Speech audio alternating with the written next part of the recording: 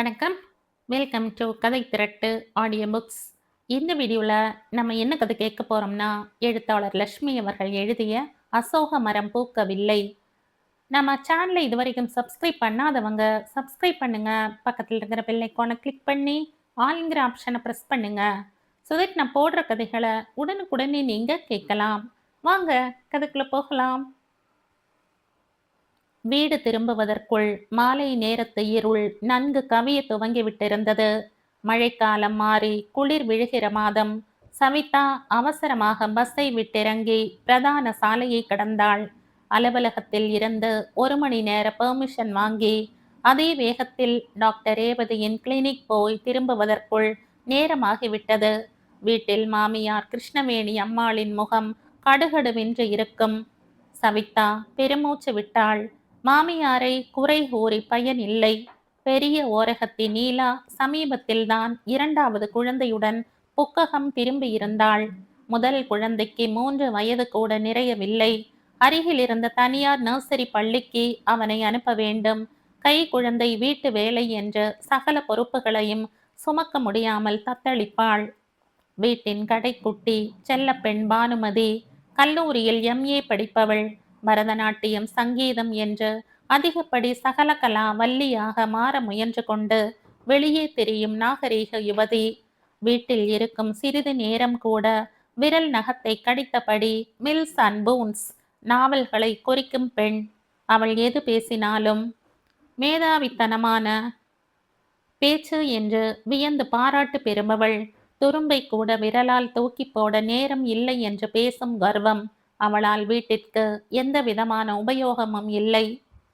மந்தை வெளி பஸ் நிலையத்தை தாண்டி அவசரமாக அந்த புதிய குடியிருப்பு பகுதிக்குள் நுழைந்தாள் சவிதா. 10-15 பிளாட்டுகள் கொண்ட குடியிருப்பு பகுதி. கணவர் மறைவிற்கு பிறகு மிச்சம் மிகுதி இருந்தவற்றை போட்டு முதல் மாடிப்பகுதியை வாங்கிவிட்டிருந்தாள் கிருஷ்ணவேணி அம்மாள். மூத்தவன் தாமோதரன், இளையவன் ஆனந்தன் உள்பட அவர்கள் குடும்பம் பெரிதுதான். தெருமுனைக்கு வந்ததும் வேகத்தை குறைத்து கொண்டாள். அவர்களது படுக்கையறை ஜன்னல் வழியே எட்டி பார்த்து கொண்டிருந்த மணி பிளான்ட் அவளை வரவேற்பது போல காற்றினூடே தலை அசைத்து கொண்டிருந்தது. நீதான் என்னை வரவேற்க வேண்டும், அல்லாமல் இந்த வீட்டில் வேறு யார் என்னை வரவேற்கப் போகிறார்கள்? துயரம் அவள் நெஞ்சை கவ்வியது. மெல்ல படியேறி ஓசைப்படாமல் வாயிற்கதவின் முன் நின்றாள். கதவு மூடியிருந்தது. உள்ளிருந்து வெங்காய பஜ்ஜியின் மனம் கடலை எண்ணெயுடன் மூக்கை துளைத்தது. அழைப்பு மணியை அழுத்த போனவள் சட்டென கையை பின்னுக்கு இழுத்து கொண்டாள். என்ன உன் சின்ன ராணியம்மா இன்னமும் வீடு திரும்பல? பேங்க்ல 3 மணி வரைதானே வேலை? நாத்தி பானுமதியின் அட்டகாசமான குரல் கேட்டது. அப்படியே டாக்டர் ரேவதி கிட்ட போய் கேட்டுட்டு வரேன்னு சொன்னா. ஒருவேளை நேரம் ஆகலாம். மாமியார் சூழ் கொட்டினாள். ஆமா, 2 வருஷமா டாக்டர் ரேவதியை முழங்க முழங்க பார்த்துக்கிட்டு தான் வராங்க. என்னாச்சு? பானுமதி குத்தினாள். அன்னிக்கு 2வது குழந்தை பிறந்ததே. கரகரத்த குரலில் அண்ணன் தாமோதரன் ஜோக் அடிக்கவும் ஒரே சிரிப்பு. ராமேஸ்வரத்துல போய் ஒரு புருஷன் பெண்டாட்டி குளிச்சாங்களாம். கூட போன ஜோடிக்கு குழந்தை பிறந்துச்சாம்னு கதை சொல்லுவாங்க. கிருஷ்ணவேணி முடிக்கும் முன் இங்க நிஜமாவே நடந்திருக்குது என்று ஆர்ப்பரித்தாள் பானுமதி. ஏன் பானு, நீ சும்மா இருக்க மாட்ட? சும்மா ஏதாச்சும் கமெண்ட் அடிச்சு எங்களை சிரிக்க வச்சுட்டே இருக்க என்று அண்ணி நீலா பெருமை பொங்க கூறுவது கேட்டது. கல்யாணமாகி ஏதோ 2 வருஷம் போறது இந்த காலத்துல சகஜம்னு விடலாம். வருஷம் 4 ஆக போகுது. அவங்க கல்யாணமான வருஷம் தானே பெரிய பேரனே உண்டாயிருந்த. இப்ப அடுத்து பேத்தி வந்து குதிச்சாச்சே. மாமியாரின் சுடு சொற்களை கேட்டு சவிதா துடித்து போனாள். எதிரே இருந்த பங்களாவின் வாயிற்புறத்து சுவர் மீது ஒரு சிவப்பு முக்கோணம் பளிரிட்டது. அதிகம் பெறாதீர், அவதிப்படாதீர். இங்கே குழந்தை பெறாமலே அவதிப்படுகிறவர்களும் உண்டு என்பதை ஏன் மறந்து போனார்கள்? அதை ஒரு மாபெரும் குற்றமாக கருதுபவர்களும் உண்டு என்பதை ஏன் மறந்து போனார்கள்? சவிதாவின் கண்களில் நீர் முட்டியது. பெண் என்று வரும்போது அவளது படிப்பு, உழைப்பு யாவற்றிற்கும் மதிப்பு கொடுப்பதில்லை. அவளது பெண் பிறவிக்கு ஒரு சில குறிப்பிட்ட தகுதிகள் என்று வரையறுத்து கூறப்பட்டிருந்த தகுதிகளைத்தான் அவர்கள் பெரிதாக நினைக்கிறார்கள். குடும்பம், சமையல், சாப்பாடு, பிள்ளை பேறு என்ற வட்டத்திற்குள் அவளை அழுத்தி பிடித்து போட்டுவிட ஆத்திரப்படுகிறார்கள். சவிதாவின் பட்டப்படிப்பு, அவளது திறமைகள், அழகு எல்லாமே பின்னுக்கு தள்ளப்பட்டு இப்போது வெளியே தள்ளப்பட்ட குப்பையைப் போல சவிதாவின் உடல் ஒரு முறை சிலிர்த்தது. காலையில் அவசரமாக அள்ளி போட்டுக்கொண்டு சாப்பாடு கையில் டப்பாவில் திணித்து கொண்டு ஓடிய 2 சப்பாத்தியும் சப்ஜியும் அவளது பசிக்கு போதவில்லை. பசி குடலை முறுக்கியது. தனியார் வங்கியில் கணக்கராக பணியாற்றி கணிசமாக அவள் கொண்டு வரும் சம்பளத்தை மாமியார் பறிமுதல் செய்து விடுவாள்.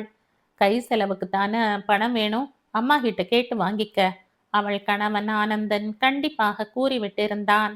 3 படுக்கை அறைகள் கொண்ட குடியிருப்பு பகுதி. அவர்களுக்கு ஒரு படுக்கை அறை, பெரியவனுக்கு ஒரு படுக்கை அறை, தாயும் மகளுமாக ஒரு படுக்கை அறை என்று வசதியாக இருக்க இடம், வேளா வேளைக்கு சாப்பாடு, சம்பாதித்து போட மனைவி, அவனுக்கு ஒரு தட்டெழுத்து கம்பெனியில் விற்பனை பகுதி மேலாளர் வேலை. வேறு என்ன வேண்டும் வாழ்க்கையில்? ஆனந்தன் ஆனந்தமாகவே இருந்தான். ஆனந்தனுக்காவது கொஞ்சம் பொறுப்பு தெரியணும். ஏதுடா இது, வீட்டுல அம்மாக்காரி உடம்புக்கு முடியாதவ, அண்ணி கை குழந்தைக்காரி, வேலைக்கு வீட்டுல ஆள் இல்ல, கொஞ்சம் பெண்ஜாதிக்காரி சொல்லி காலாகாலத்துல வீட்டுக்கு வர சொல்லுவோம். என்னால ஏதாச்சும் உதவ முடியுதா? ஒன்னும் முடியலை. அடுக்கடுக்காய் பெருமூச்சு விட்டாள் மாமியார். நீங்க என்ன செய்ய முடியும் அத்த? ஏற்கனவே பிரஷர். அடுப்பு கிட்ட வந்தா மயக்கம் வந்துருச்சுன்னா கொஞ்சம் வெங்காய பஜ்ஜி சாப்பிடுங்க, உரத்து பேசினாள் அண்ணி நீலா. வீட்ல 2 குழந்தைகளையும் சமாளிச்சுக்கிட்டு சமையல பாக்குறதுன்னா லேசா? மாமியார் உபச்சாரமாக கூறிவிட்டு, சரி நீ சொல்றேன்னு சாப்பிடுறேன், ஒரு 4 பஜ்ஜி கொண்டா, தேங்காய் சட்னி கொஞ்சம் கூடவே வச்சுடு, ஒரே எண்ணெய் பாரு என்றாள் மாமியார். ஆமா, பாவம் அம்மா, ஒரே தேங்காய் பாரு, உடம்புக்கு ரொம்ப நல்லது, நல்லா சாப்பிட்டுட்டு ராத்திரி முழுசும் என்ன தூங்க விடாம நச்சரிப்பாங்க, பானுமதி கிண்டலாக கூற சிரிப்பு அலை பரவியது. போடி போக்கிரி, நீ ராத்திரி 12 மணி வரை கதை புஸ்தகம் படிச்சுட்டு இருக்கிறது எந்த விதத்துல சேர்த்தி? செல்லமாக மகளை கடிந்து கொண்டாள் கிருஷ்ணவேணி. சவிதா மரம் போல நின்றாள். காலை அலுவலகத்திற்கு புறப்படும் முன் சகல வேலைகளையும் செய்தது அவள்தான் என்று ஒரு வாய் வார்த்தை எவரும் கூறாதது அவள் மனதை என்னவோ செய்தது. அவளது வங்கி நேரம் காலை 8:30 மணி. அண்ணா சாலையில் உள்ள அந்த வங்கிக்கு மந்தை வெளி பஸ் நிலையத்தில் 7:45 அல்லது 8 மணி பஸ்ஸை பிடித்தாக வேண்டும்.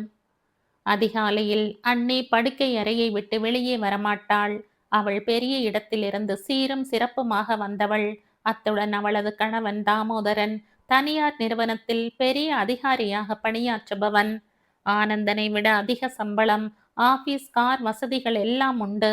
இதற்கெல்லாம் சிகரம் வைத்தது போல நீலாவிற்கு 2 குழந்தைகள்.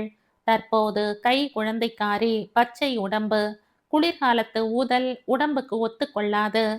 சாதாரண நாட்களிலேயே நீலா அன்னிக்கு தொட்ட காரியம் தொலையாது. நிதானமாகத்தான் அவளால் வேலை செய்ய முடியும். இப்போது கை குழந்தை வேறு. அவளை எதிர்பாராமல் சவிதா அதிகாலையில் எழுந்து காஃபியை தயாரித்து யாவருக்கும் பகிர்ந்தளிக்க வேண்டும். சமையலை கவனித்தாக வேண்டும். சவிதா நிமிர்ந்தாள். என்னவோ காலையில சமைக்கிறதா பேர் பண்ணிட்டு ஓடிடுறாங்க சின்ன அண்ணி. இன்னைக்கு சமைச்ச பொடலை பொரியல் ஒரே உப்பு, வாயிலே வைக்க முடியல. பானுமதியின் குற்றச்சாட்டு காதில் விழுந்தது. வேலையில கவனம் இருந்தா தானே, என்னவோ கடனை தொலைக்கணும்னு ஒரு அவசரம், டமால் டமால்னு பாத்திரங்களை போட்டு உடைக்கிறதும் நசுக்கிறதும் சமையலா செய்யறா? மாமியார் புலம்பினாள். வெங்கல கடையில யானை புகுந்த மாதிரி. பானுமதி ஓவென சிரித்தாள். உங்க சின்ன அண்ணி யானையாட்டமாவா இருக்காங்க? ஆனாலும் நீ ரொம்ப தான் மோசம். தாமோதரன் கூடவே சிரிப்பது கேட்டது. யானை இல்லைன்னா போன மாதிரி சாதுவாட்டம் இருக்காங்க, ஆனா பெரிய ஆள், ரொம்ப அழுத்தம். பானுமதி அரட்டலாக கூறினாள். சவிதாவின் முகம் கோபத்தால் சிவந்தது. கல்யாணமான புதிதில் இதே பானுமதி அவளிடம் எத்தனை குழைந்திருக்கிறாள். அண்ணி, உங்களோட அந்த சிவப்பு பனாரஸ் சேலையை என் சிநேகிதி கல்யாணத்துக்கு கட்டிக்கிட்டு போகட்டுமா? அதுக்கு என்ன, உன் உயரத்துக்கு நல்லா இருக்கும், கட்டிக்க, சவிதா உபசரித்தாள். பல தடவைகள் அண்ணியின் ஆபீஸ் சேலைகளில் கை வைத்திருக்கிறாள் பானுமதி. ஆனால் அவளிடம் உள்ள கெட்ட குணம் சேலைகளை உடுத்திவிட்டு மீண்டும் பழைய சுத்தமான நிலையில் தோய்த்து இஸ்திரி போட்டு திருப்ப மாட்டாள். கசக்கி சுருட்டி கட்டிலின் மீது விட்டெறிந்து விட்டு போவாள். ஒரு முறை அவளது பொக்கிஷம் போல காத்து வந்த மயில் கழுத்து பட்டு சேலையை கரை ஓரத்தில் கிழித்து கொண்டு வந்து ஓசைப்படாமல் மடித்து வைத்திருந்தாள் பானுமதி. சவிதா அதை துவைக்க எடுத்ததும் திடுக்கிட்டு போனாள். பானுமதியின் உயர்ந்த குதிகாலணி செருப்புகளின் மீதுள்ள ஆணிகள் பட்டு கிழிந்திருக்க வேண்டும். சேலையை உடுத்தியதும் அது பின்பக்கம் தழைய தழைய இருக்க வேண்டும் என்று பின்னங்காலால் மிதிப்பது பானுமதியின் வழக்கம் என்பதை அவள் விளங்கிக் கொண்டிருந்தாள். ஏமா பானு, இந்த சேலை கிழிஞ்சுகிட்டு இருக்கே? சவிதா கேட்டதும் பானுமதி முகம் சிவந்து போனாள். மக்கள் சேலையா இருந்திருக்கோம், எத்தனை நாள் பழசோ? பானுமதி முகத்தை கோணிக்கொண்டாள். நீ எதுக்கு இந்த விவகாரத்துக்கெல்லாம் போற? உங்கிட்ட இல்லாத சேலையா ட்ரெஸ்ஸா? மாமியார் ஓங்கி கத்தினாள். அதன் பிறகு பானுமதியின் சுபாவமே மாறி போயிருந்தது. சவிதா பல முறை சமாதான முயற்சிகள் செய்து பார்த்தும் பயனற்று போயின. உன் காலேஜ் பார்ட்டிக்கு இந்த காதணியை போட்டுக்கிட்டு போயேன். உன் தோழியோட பிறந்த நாள் விழாவுக்கு இந்த நைலக்ஸ் சேலையை கட்டிக்கிறையா? சவிதா வேண்டி இருக்கிறாள். ஆள விடுங்க, ஒரு வாட்டி பட்டதே போதும். ஏற்கனவே சேலை கிழிச்சேன்னு பேர் வச்சுட்டீங்க. இப்ப நகையில இருக்கிற பவுனை எல்லாம் தங்க பஸ்மம் செஞ்சு சாப்பிட்டேன்னு பழி சுமத்துவீங்க. எனக்கு வேண்டாம். பயந்தவளை போல அபிநயித்தாள் பானுமதி.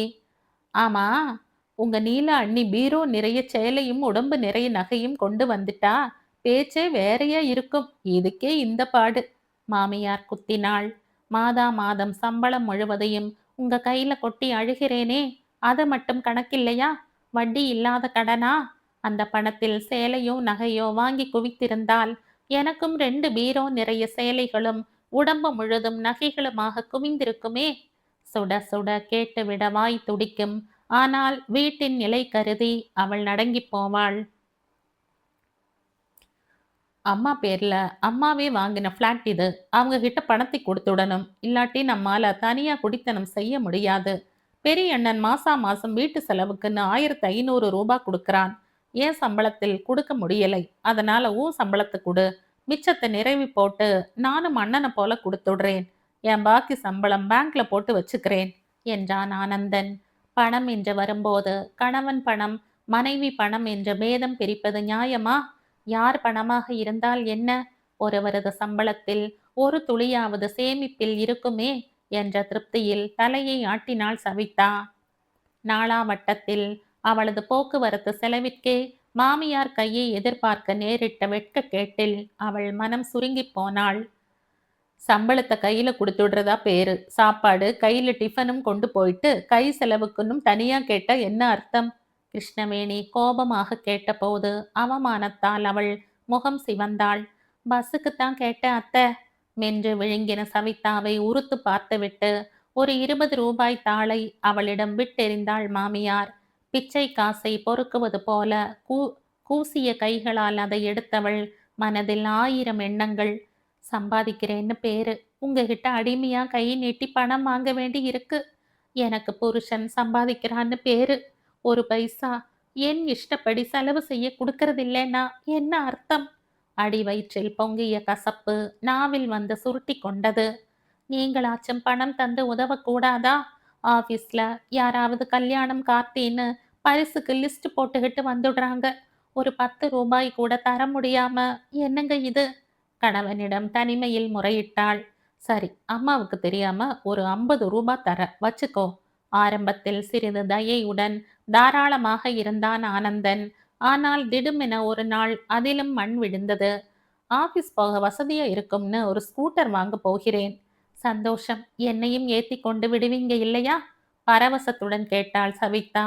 அதைப்படி உன் ஆபீஸ் அண்ணா சாலையில, என் ஆபீஸ் மகாபலிபுரம் போற வழி. சரி வராது. கணவனது கடுமை அவளை அடக்கிவிட்டது. எதுக்கு சொல்ல வந்தேன்னா, இனிமே கடுமையான பட்ஜெட் நம்மளுது. என் சேமிப்பை எல்லாம் போட்டு வாங்குறேன். அதனால உன் 50 ரூபாய் முதல் வெட்டு. சவிதா முகம் சிரித்து போனாள். பம்பரம் போல காலையில் எழுந்து அடுக்களைக்குள் புகுந்து வேலைகளை முடித்துவிட்டு ஆபீஸிற்கு ஓடி அவள் என்ன சாதித்தாள்? எவரது பாராட்டுதலை பெற்றாள்? அதற்கு மேலும் அவளுக்கு ஒரு முத்திரை வேறு குத்துவதற்காக யாவரும் தயாராக நிற்பது போல ஒரு பிரம்மை அவளை வாட்டியது. தாய்மை. இந்த அழகான வீட்டில் அது ஒன்றுதான் தேவை. அவளது குழந்தையையும் அவளைப் போலவே அனாதையாக நடத்துவார்கள், கேவலப்படுத்துவார்கள். டாக்டர் ரேவதி கூறியதை நினைத்ததும் அவளுக்கு துயரம் பீறிட்டு கொண்டு வந்தது. டாக்டர் ரேவதி பதில் என்னன்னு தெரிஞ்சு கொள்ளணும்னு பார்க்கிறேன். என்னவோ நம்ம ஆனந்துக்கும் ஒரு வாரிசு பிறந்துட்டா ஏன் கவலை விட்டது. கிருஷ்ணவேணி அம்மாள் அழுத்து கொண்டாள். எனக்கு தோணலம்மா, பானுமதி அட்டகாசமாக கூறினாள். என்ன தோணல? அண்ணி நீலா ஆவலுடன் வினவினாள். நம்ம பானுவோட மூளையே குறுக்க தான் வேலை செய்யும். சொல்லு சொல்லு, பெரியண்ணா அவசரப்படுத்தினான். காளிதாசரோட ரத்னாவளியில ஒரு சம்பவம் வருமே, தங்கை ஆரம்பித்தாள். நீ சகலகலா வல்லின்னு தெரியும், சுருக்கமா சொல்லு, பெரியண்ணா ஆரம்பித்தார். அசோக மரம் பூக்காம போயிட்டா அதை பூக்க செய்ய ஒரு வழி செய்வாங்களாம். அழகான பெண்கள் தங்கள் பாதங்களிலே செம்பஞ்சு குழம்பை தடவிக்கிட்டு அந்த மரத்தை சுத்தி வந்து உதைப்பாங்களாம். அந்த அவமானம் தாங்காம அந்த மரம் பூத்துடுமாம். அதனால இப்ப என்ன செய்யறதாம்? அண்ணி தூண்டினாள். நான் என் பரதநாட்டிய காலில் செம்பஞ்சு குழம்பை, அதாவது அல்தாவை தடவிக்கிட்டு சின்ன அண்ணியை எட்டி உதைக்கிறேன். அப்பவாவது அவங்களுக்கு குழந்தை பிறக்குமான்னு பார்க்கலாம். பானுமதியின் கத்தியின் கூர்மையான பேச்சில் யாவரும் ஓவென இரைச்சலிட்டு சிரித்தார்கள். சவிதா ஓவென அழ முடியாமல் விம்மலானாள். அந்த மரத்துக்கு இருக்கிற வெக்கம் கூட இந்த மனுஷிக்கு இருக்குமோ? மாமியாரின் கடுமையான விமர்சனம் அவளை உடைந்து போக செய்தது. ஆவேசமாக அழைப்பு மணியை அழுத்தினாள் சவிதா. அன்று காலை எழுந்ததுமே சவிதாவிற்கு நேரம் பறந்து கொண்டிருந்தது. ஊரிலிருந்து நீலா அண்ணியின் பெற்றோர்கள் வரப்போகிறார்கள் என்ற கடிதம் வந்தது முதல் வீடே அமர்க்களப்பட்டு கொண்டிருந்தது. நீலாவின் பெற்றோர்கள் மதுரையில் இருந்து வரப்போகிறார்கள் என்றதுமே கிருஷ்ணவேணி ஆர்ப்பாட்டமே செய்துவிட்டாள். வராதவங்க நம்ம வீட்டுக்கு வராங்க, அவங்களுக்கு ஒரு படுக்கையறை ஒழிச்சு கொடுத்துடணும், படபடத்தாள். நீலா, தாமோதரன் குழந்தைகளுக்கு தனி அறை தேவை, மேலும் வருவது அவளது பெற்றோர்களாயிற்றே. கிருஷ்ணவேணி எக்காரணம் கொண்டும் தனது சுக சௌகரியங்களை தியாகம் செய்யாத பிறவி. பானுமதியோ தாய் 8 அடி என்றால் தான் 16 அடி பாய்கிற குணசாலி. இருவரும் சுயநல வசதிகளையே பெரிதாக எண்ணுகிறவர்கள். அவர்களது வசதிக்கு ஏற்றவாறு ஆனந்தன் டூர் புறப்பட்டு விட்டிருந்தான். ஆனந்து தான் திரும்பி வர 10 நாள் ஆகுமே, அவங்க படுக்கை அறையை சம்பந்திங்களுக்கு கொடுத்துட்டா போவது. கிருஷ்ணவேணி அம்மாள் தீர்மானித்து விட்டிருந்தாள். அந்த வீட்டில் அவள் சொன்னதுதான். நாளைக்கு சஷ்டி, தலை முழுகிட்டு தான் சமைக்கணும், நினைப்பிருக்கா? முதல் நாளிரவே சவிதாவை அதட்டி இருந்தாள் மாமியார். சஷ்டி விரதம் இருந்தா நாகசாபம் தீரும், அது போனால்தான் நல்லபடியா குழந்தை பிறக்குமாம். ஒரு முறை மாமியார் சுருக்கென்றது நினைவிற்கு வந்தது. காலையில் எழுந்ததுமே அறையை சுத்தம் செய்து வைத்தாள் சவிதா. 2 நாட்களுக்கு முன்னதாகவே ஆனந்தன் கம்பெனி விஷயமாக டூர் புறப்பட்டு போயிருந்தான். நீ அம்மா ரூம்ல படுத்துக்க, நான் வர 1 வாரத்துக்கு மேலாகும், புரியுதா? மனைவியை எச்சரித்து விட்டு புறப்பட்டான். அவள் எதுவுமே பேசும் நிலையில் இல்லை. தனது அன்றாட தேவைகளை எடுத்து ஒரு தோள் பைக்குள் போட்டு வைத்தாள். புதிய படுக்கை விரிப்புகள், தலையணை உரைகளை எடுத்து படுக்கையை மாற்றினாள். அன்றைய ஆபீஸ் உடைகளை மட்டும் தயாராக எடுத்து வைத்து கொண்டாள். குளித்து சமையல் அறைக்குள் புகுந்தவளுக்கு அதற்கு பிறகு நேரம் போனதே தெரியவில்லை. பாயசம் காய்ச்சணும், சேமியாவை செய்திடு, பச்சடிக்கும் ஆப்பிள பொடியா நறுக்கிடு, உருளைக்கிழங்கு தானே பொரியல் செய்திருக்க, கத்திரிக்காயை சாம்பார்ல போடாத, சம்பந்தியம்மாளுக்கு கத்திரிக்காய் அலர்ஜியாம். பொரிந்து கொட்டியபடி வாசலுக்கும் உள்ளுக்கும் நடை போட்டாள் கிருஷ்ணவேணி. வழக்கம் போல நகத்தை குறித்து கொண்டு புத்தகத்தில் மூழ்கி கிடந்த பானுமதி சோம்பல் முறித்தாள். நீலா அண்ணி அண்ணன் குழந்தைகளுடன் ஸ்டேஷனுக்கு புறப்பட்டு போவதில் மும்முரமாக இருந்தனர். மாமனார் விஜயத்தின் பொருட்டு தாமோதரன் அன்று லீவு போட்டிருந்தான். மசமசன்னு சமையல் அறையிலேயே வேலை செஞ்சுக்கிட்டு நின்னுகிட்டு இருக்காத, நேரம் ஆயிடும். தாமோதரன் மனைவியை அன்புடன் கடிந்து கொண்டான். சவிதாவிற்கு மனதினுள் சிறு எரிச்சல். காலை வேளை அமர்க்களத்தில் ஒரு நாள் கூட சமையல் அறை பக்கம் தலை காட்டி அறியாதவள் நீலா. வீட்டு வேலை முழுவதும் அவளை செய்வது போல அவளது பெரிய மைத்துனரும் அல்லவா நம்புகிறார். அவள் முகத்தை திருப்பிக் கொண்டாள். எல்லோரும் ஒரே குட்டையில் ஊறிய மட்டைகள். அவனவன் பெண் சாதி உடம்பை தேய்த்து கொள்ளக்கூடாது. அவ்வளவே. நான் மட்டும் விதிவிலக்கு. சவிதா முகத்தில் வியர்வை துளிகள் பெருக்கெடுத்தன. ஸ்நானம் செய்த ஈரக் கூந்தலை அப்படியே அள்ளி முடிந்ததில் தலைவலி மண்டையை பிளந்தது. போதாத குறையாக மாமியார் அவள் முதுகுப்புறம் நின்றபடி ஓடும் குதிரையை சாட்டையால் சொடுக்குவது போல் அதிகாரம் செய்து கொண்டிருந்தாள். சவிதாவிடம் ஒரு குணம், அவளிடம் சில பொறுப்புகளை ஒப்படைத்து விட்டால் அவளாகவே ஒழுங்காக எல்லாவற்றையும் முடித்து விடுவாள். ஆனால் எவராவது அவளது வேலைகளில் தலையிட்டு இதை இப்படி செய், அதை அப்படி செய் என்று கூற ஆரம்பித்தால் தடுமாற்றம்தான். கையில் இருப்பவையெல்லாம் குழப்பம்தான். காஃபியை ஒட்டு மொத்தமா கலக்காத. அவங்க ஒவ்வொருத்தரா தனித்தனியா காஃபி போட்டு சாப்பிடுறது தான் பழக்கமா? சவிதா மௌனமாக தலையை ஆட்டினாள். பதில் பேசினால் கிருஷ்ணவேணி எரிந்து விழுவாள்.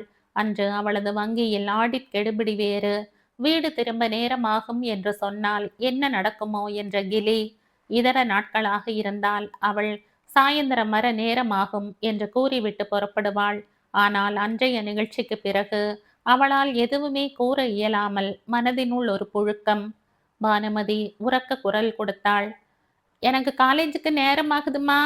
இதோ ஒரு நிமிஷம் என்றபடி சாப்பாடு மேஜை மீது தட்டுக்களை வைத்தாள் சவிதா. அவளும் ஒரு வாய் அள்ளி போட்டு கொண்டு கிளம்ப வேண்டும். உப்பு காரம் எல்லாம் சரியா இருக்கா? பாயசத்துல சர்க்கரை கொஞ்சம் தூக்கலாவே இருக்கட்டும். ஏலக்காய் பொடி செய்து போட்டியா? மனமே இல்லையே.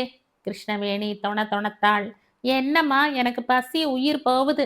நீ பாட்டுக்கு வள வளன்னு. மகள் எரிந்து விழுந்தபடி சாப்பாடு மேஜை அருகே தொப்பென்று அமர்ந்தாள். கிருஷ்ணவேணி மகளை ஆதரவுடன் பார்த்தாள். சாப்பிடுமா, ஆனா இந்த ட்ரெஸ்லையா காலேஜ் போக போற என்று கேட்டாள்.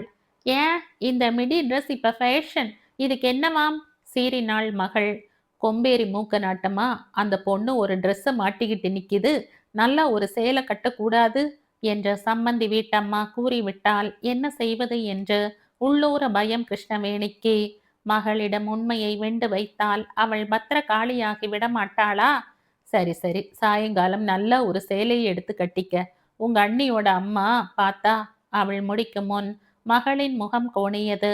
உதட்டை பிதுக்கிவிட்டு, என்ன பொண்ணு பார்க்க அவங்க வீட்டுல பிள்ளை ஏதாச்சும் இருக்காமா? கேலி செய்தாள். தாயின் குரலில் கனிவு. அவங்களுக்கு அண்ணார் மகன் அமெரிக்காவில் வேலையில் இருக்கான். அடுத்த மாசம் இந்தியா வரானாம். அதுக்காகத்தான் சொன்னேன், ரகசியமாக கூறினாள். வரட்டும், அதுக்கு நான் என்ன ஷோகேஸ்ல நிக்கிற பொம்மையா அலங்காரம் செஞ்சுக்கிட்டு நிக்கிறதுக்கு? இத பாருங்கம்மா, எனக்கு இப்ப கல்யாணமே வேண்டாம் அழுத்தமாக கூறியபடி தட்டில் பிரதிபலித்த தன் முகத்தை வெறித்தாள் பானுமதி. சவிதா தட்டில் சோற்றை பரிமாறி குழம்பை ஊற்றினாள். நெய்யை விட போனவளிடம், ஐயையோ, கொழுப்பு சத்து வேணாம், உடம்பு ஊதி போகும், நான் டயட்ல இருக்கேன் என்றாள் உரக்க. நல்லா இருக்கு, வளர்ற பொண்ணு, டான்ஸ் வேற ஆடுற, உடம்புல சக்தி வேணாம், சாப்பிடு. தாயார் உரிமையுடன் அதட்டினாள். ஆஹா, எனக்கு கொழுப்பு சத்து வேணாம் வேணாம், சின்ன அன்னிக்குத்தான் கொழுப்பு வேணுமாம், நெய் போட்டு சாப்பிடட்டும். சீண்டலுடன் தட்டில் இருந்த சோற்றை பிசைந்தாள் பானுமதி. சவிதா நெஞ்சினுள் முல்லை போல சுரீர் வேதனை. கொழுப்பு உன் உடம்பு நாக்கு எல்லாத்துலயும் ஏறி இருக்கு. உனக்கு நெய் தேவையில்லைதான். ஆனா ஓடா தேய்ந்து போற எனக்கு கொழுப்பு தேவைதான். சொல்ல துடித்த நாக்கை சட்டென அடக்கி கொண்டாள். அப்படி பேச முடியாதபடி அவளை அடக்கிவிட்டு போயிருக்கிறானே அவளது கணவன். சவிதா ஒரு வினாடி தட்டையே வெறித்தாள். பிறகு ஒரே அள்ளாக உணவை முடித்து கொண்டு எழுந்தாள். அண்ணியின் பெற்றோர்கள் வருவதற்குள் ஆபீஸுக்கு கிளம்பிவிட வேண்டும். வீட்டில் தங்கினால் ஆபத்து. சாப்பிட்ட தட்டை மேஜை மீது வைத்துவிட்டு பானுமதி ஓடி சென்று கையை கழுவி கொண்டாள். சாப்பிடும் முன் மட்டுமல்ல, சாப்பிட்ட பின்பும் அவள் எச்சில் தட்டை தீண்டாதவள். சவிதா தட்டுக்களை எடுத்து சுத்தம் செய்துவிட்டு மேஜையை துடைத்து வைத்தாள். ஆபீஸ் புறப்படுவதற்கு முன் காலையில் தயாரித்து வைத்திருந்த எலுமிச்சம்பழ சோற்றையும் ஊறுகாயையும் டப்பாவினுள் அடைத்தாள். பிளாஸ்டிக் பையினுள் அதை அடக்கம் செய்தாள். தயாராக வைத்திருந்த நீல நிற ஆர்கண்டி வாயில் சேலையை மாற்றி கட்டி கொண்டு கண்ணாடியில் ஒரு வினாடி அழகு பார்த்தாள். மா நிறம்தான் என்றாலும் நாகரீக ஒப்பனையில் அவள் அழகியாக விளங்கினாள். கழுத்து வரை புரண்ட கூந்தலை கிளிப் போட்டு ஒதுக்கி இருந்தாள். வட்டமான பொட்டும் எல்லை கோடுகளான இரு வில் புருவங்களும் அகன்ற கண்களுமாக அவள் பளிச்சென்றுதான் விளங்கினாள். நீலா அண்ணியைப் போல வைர மூக்குத்தி மூக்கில் மின்னாவிட்டால் என்ன? நீண்ட கூர்மையான நாசி, அழகிய அளவான உதடுகள், கச்சிதமான உடற்கட்டு, காதுகளிலும் கைகளிலும் பணக்காரர்களை பகட்டாக தெரியாவிட்டால் என்ன? காதில் சிறிய முத்துத்தோடும் கையில் வளையல், கழுத்தில் மெல்லிய சங்கிலியுமாக அவள் கவர்ச்சியாகத்தான் இருந்தாள். இல்லாவிட்டால் கிருஷ்ணவேணி அம்மாள் அவளை மருமகளாக அந்த வீட்டு படியேற விட்டிருப்பாளா? சவிதா தன் தமையனை கருணை பொங்கும் இதயத்துடன் ஒரு முறை எண்ணி பார்த்தாள். தாய் தகப்பன் இல்லாத குடும்பம். சவிதாவின் தமக்கையை இரண்டாந்தாரமாக வாழ்க்கைப்படுத்தி தனது ஒரு சுமையை குறைத்து கொண்டிருந்தார் அண்ணன். 2 தம்பிகள் படிப்புக்கும் பிற்கால வாழ்விற்கும் அவளை அண்டி இருந்தனர். சவிதா படிப்பில் கெட்டி, வகுப்பில் அவனை அண்டி இருந்தனர். சவிதா படிப்பில் கெட்டி, வகுப்பில் முதல். கல்லூரியில் தங்கப்பதக்கம் வாங்கின பெருமை அண்ணனுக்கு. நீ நல்லா படிச்சு வேலைக்கு போமா, தன்னால ஒருத்தன் வந்து கொத்திக்கிட்டு போவான் என்று பீற்றிக் கொண்டார். வங்கியில் வேலைக்கு சேர்ந்தபோது உணர்ச்சி பொங்க சவிதா அண்ணனிடம் கூறினாள். அண்ணா, எங்களுக்காக நீங்க உழைச்சது போதும். இனிமே அந்த ஜவுளிக்கடை கணக்கர் வேலையை விட்டுடுங்க. நான் சம்பாதிக்கிறேன். பைத்தியம், நீ சம்பாதிச்சு நான் சாப்பிடக்கூடாதுமா. இந்த வேலை உனக்கு ஒரு ஊன்றுகோல், பொருளாதார சுதந்திரம். இதை எக்காரணம் கொண்டும் விட்டுடாத. உன் புருஷன் சம்பாத்தியத்தில் தான் எல்லாம் வாங்கணும்னு நீ சதா கையேந்திக்கிட்டு கண்ணை கசகிட்டு நிற்க வேணாம். நீயே இஷ்டப்பட்டதை வாங்கிக்கலாம், தெரிஞ்சுக்க. அன்புடன் அறிவுரைகள் வழங்கினார் அவர். தெரிந்த உறவினர் மூலம் வீடு தேடி வந்த கிருஷ்ணவேணியின் உள்நோக்கம் அவளது அண்ணனுக்கு தெரிந்திருக்க நியாயம் இல்லைதான்.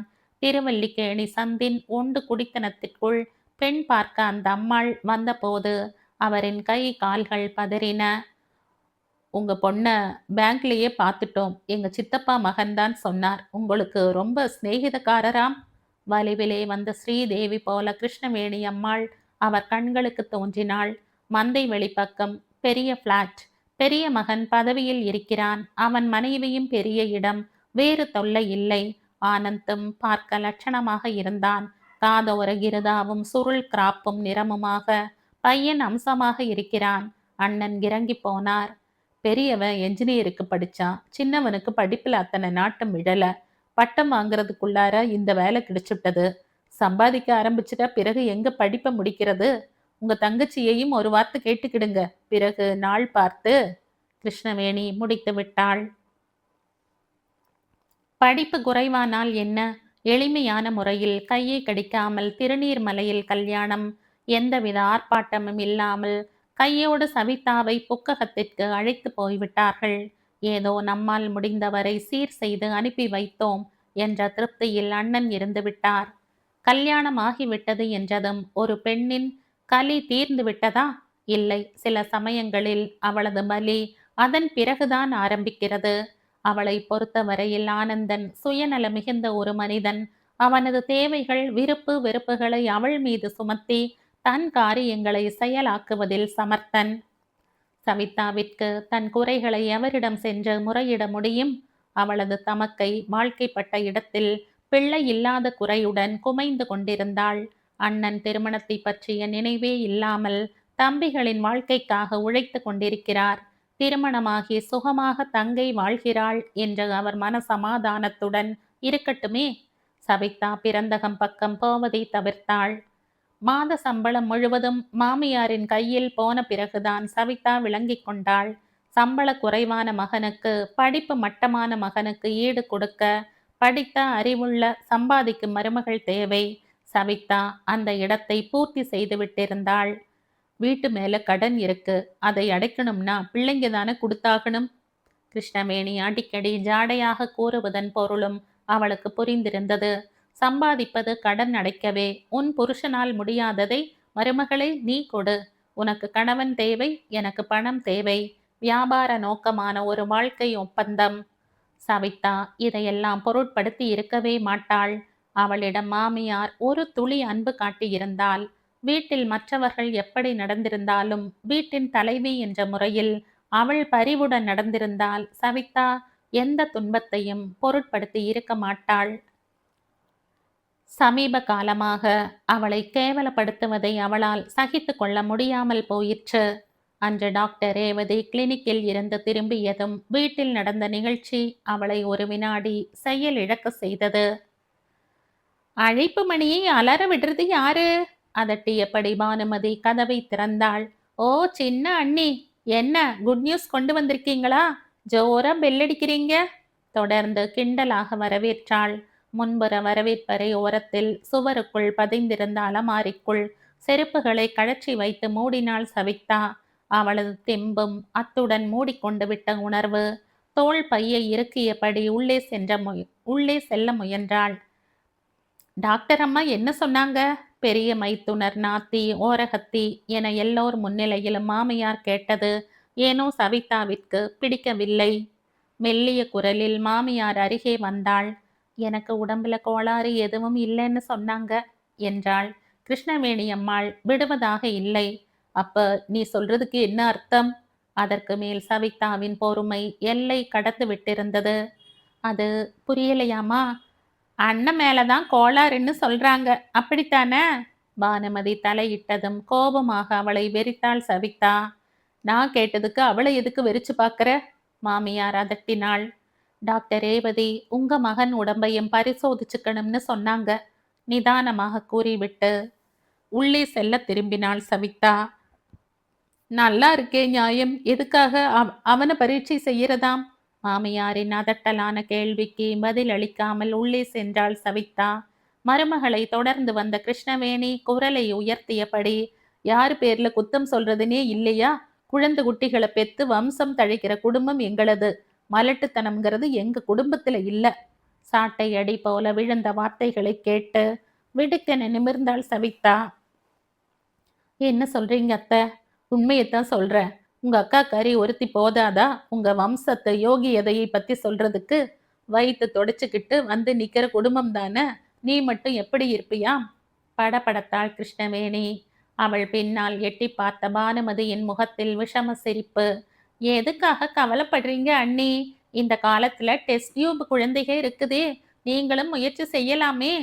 ஷட்டப் பானுமதி, பெரியவங்க கிட்ட எது பேசுறதுன்னு வரைமுறை வேணாம் உனக்கு? பொறுக்க முடியாத கோபத்தில் சீறினாள் சவிதா. கிருஷ்ணவேணியின் முகம் கோபத்தால் ஜொலிக்க ஆரம்பித்தது. என்ன சொன்ன?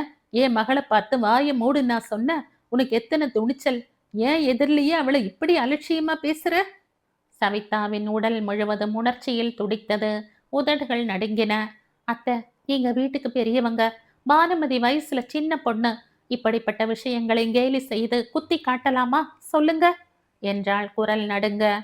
உள்ளது சொன்னா உடம்புக்கு நோப்பாளமா? உனக்கு சுடுது, என்ன செய்யறது? மாமியார் வெடித்தாள். தப்பு என் பேர்ல இல்ல, உங்க மகனையும் டாக்டர் கிட்ட அனுப்புங்க. பிறகு என் பேர்ல தவறுன்னா நீங்க என் மேல நெருப்பை வாரி கொட்டினாலும் ஒத்துக்கொள்கிறேன். அது வரைக்கும் வார்த்தையால நெருப்ப கக்கிடாதீங்கன்னு தான் சொன்னேன். சவிதாவின் கண்களில் நீர் பெருக கன்னங்களின் மீதும் சுட ஆரம்பித்தது.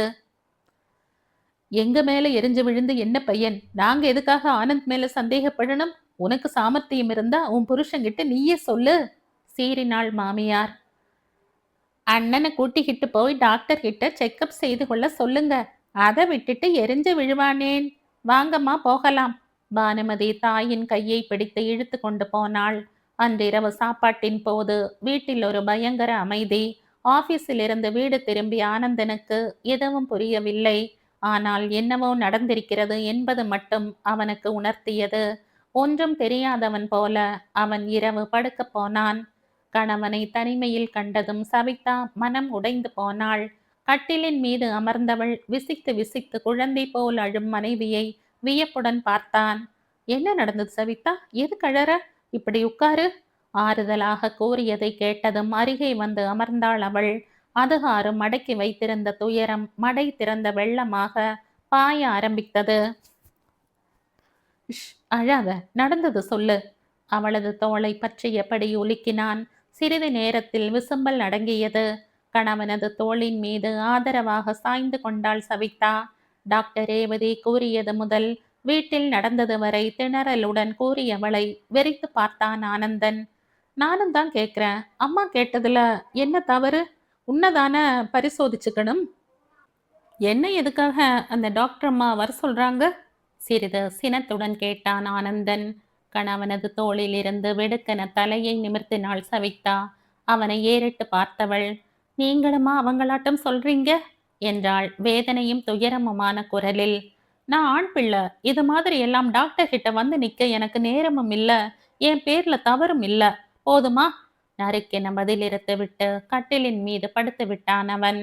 கணவனது துணையே ஊன்றுகோலாக கருதி வந்தவளுக்கு அவளது கால்களையும் தட்டிவிட்டு கை கோலையும் பிடுங்கி எறிந்த உணர்வு 1000 ஊசிகளாக உள்ளத்தை குத்தி ரணகளமாக்கியது.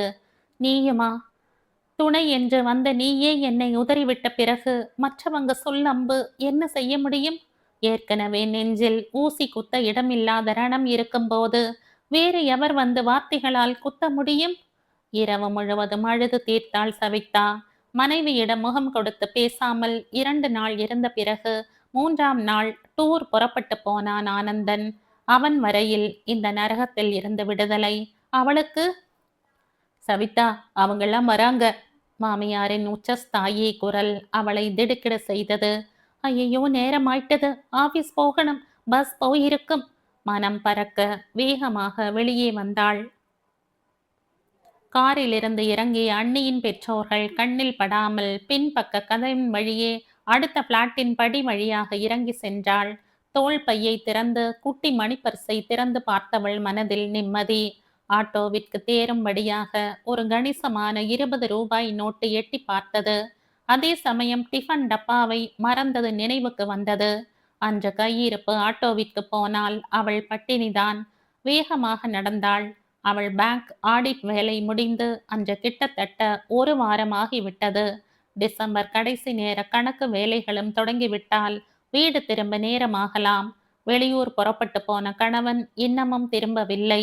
சவிதாவிற்கு அவசரமாக திரும்ப வேண்டிய ஆவலும் இருக்கவில்லை. ஆனால் கிருஷ்ணவேணி அவளை விரைவாக திரும்ப சொல்லி அடிக்கடி கட்டாயப்படுத்தினாள். சம்பந்திங்க இன்னைக்கு டிராமா பார்க்க போறாங்க. அவங்க கூட என்னையும் பானுவையும் வர சொல்லி நிர்பந்திக்கிறாங்க. வீட்டுல கை குழந்தைக்காரி அண்ணி ஒண்டியா கஷ்டப்படுவா, சீக்கிரமா வந்துடு. மாமியாரின் உத்தரவிற்கு அவள்தான் பயப்பட முடியும். பேங்க் மேனேஜர் கூட பயப்பட வேண்டும் என்றா எதிர்பார்க்க முடியும்? மனதினுள் குமுறியபடி சவிதா காலையில் புறப்பட்டாள். சமையல் அறையில் காலை 5 மணி முதல் வேலை செய்த களைப்பு. ஆபீஸில் கணக்கு லெட்ஜர்களை பார்த்து பார்த்து பூத்து போன கண்கள். அவள் மிக்க சோர்வுற்றிருந்தாள். சம்பந்திகள் கெடுபிடியில் வீடு ஓட்டலுக்கு சமமாக 2 பட்டு கொண்டிருந்தது. இன்னைக்கு நாங்க 5 ஸ்டார் ஹோட்டல்ல சாப்பிட போறோம். உனக்கு வர நேரமாகும்னு சொன்னியே, ஏதாச்சும் சமைச்சுக்கொள். திடமென கிருஷ்ணவேணி கூறி விடுவாள். அலுத்து சோர்ந்து வீடு திரும்பும் சமயம் யாவரும் புறப்பட்டு சென்றிருப்பார்கள். பக்கத்து பிளாட்கார பரிமளாவிடம் வீட்டு சாவியை வாங்கி கொண்டு கதவை திறந்தால் ஒரே மயான அமைதி. ஏமா, பசியோட வந்திருக்க போல இருக்கு, ஏதாச்சும் காஃபி டிஃபன் சாப்பிட கொண்டு வரட்டுமா? பரிமளா ஓடி வந்து கேட்டபோது அவள் மறுத்து விடுவாள். ஆஃபீஸ்லயே டிஃபன் சாப்பிட்டுட்டு தான் வந்தேன், நேரமாகும்னு தெரியும், ரொம்ப தேங்க்ஸ். அவளை வழி அனுப்பிவிட்டு கதவை மூடி விடுவாள் சவிதா. அக்கம் பக்கம் உதவி தேவைதான். அதே சமயம் கறிவேப்பிலை கொத்துமல்லி போலத்தான் அவர்களை தேவையான போது உபயோகித்துக் கொள்ள வேணும். வேண்டாத சமயம் தூக்கி போட்டு விட வேணும் என்பது மாமியாரின் கொள்கை. இதை அவள் நன்றாகவே தெரிந்து வைத்திருந்தாள். ரொம்ப சிநேகம் கொண்டாடினால் நம்ம வீட்டு கார்ல ஏறி உட்கார்ந்துப்பாங்க. ஓசி லிஃப்ட் தரணும். பெரியவனுக்கு ஆபீஸ் போன் வேற வரப்போகுது. அதுவும் ஓசியில அடிக்கடி பேச வருவாங்க. எல்லாத்துக்கு மேல நம்ம வீட்டு விஷயம் அவங்களுக்கு தெரிவானேன்? மாமியாரின் மேலான அறிவுரை. சவிதாவிற்கு அது பற்றி கவலைப்படவோ பயப்படவோ நேரம் இல்லைதான். அவள் வீட்டில் தங்கும் நேரம் மிக குறைவு. அத்துடன் வீட்டு வேலைகளில் தன்னை மூழ்கடித்து கொண்டு விட்டால் வெளி உலகே மறந்து போகும். அக்கம் பக்கம் திரும்ப கூட அவளால் முடியாது. பசியால் உயிர் போனாலும் அவள் பரிமளாவிடம் வாய் திறவாமல் சமாளிப்பாள். பலவீனமான மனநிலையில் எங்கே தன் உள்ளத்து உணர்ச்சிகளை கொட்டி விடுவோமோ என்ற பயம். 5 நட்சத்திர ஹோட்டல் சாப்பாட்டில் வயிற்றை தடவிக்கொண்டு வரும் கும்பல் திரும்பி வரும்போது சவிதா ஃப்ரிட்ஜை திறந்து ஒரு டம்ளர் மோரை குடித்து பசியாறி இருப்பாள். என்ன சின்னண்ணி, சமைச்சு சாப்பிட்டுட்டு 10 பாத்திரத்தை அடையாளம் தெரியாம துலக்கி வச்சுட்டீங்க போல இருக்கு. பானுமதியின் கிண்டலில் யாவரும் சிரித்து மகிழ்வார்கள். பசி பட்டினி வேதனை யாவும் அவளுக்கு பழக்கமாகி போனது. அதே சமயம் அண்ணியின் பெற்றோர் முன் அவளை மாமியாரே சிறுமைப்படுத்துவது கேவலமாக தோன்றியது. பஸ் நிலையத்தில் நின்ற சவிதா தோளில் தொங்கிய தோள் பையை இறுக்கி பிடித்தாள். கைக்குள் டிக்கெட்டுக்கான சில்லறை கசகசத்தது. 2 நாட்களுக்கு முன் நடந்த அந்த நிகழ்ச்சி. சம்மந்தி அம்மாள் அலங்காரவல்லியாக பூவும் பொட்டும் வைரமுமாக ஜ்வலித்தாள். செல்வாக்கின் பெருமை அந்த அம்மாளிடம் கர்வமாக பொங்கி வழிந்தது.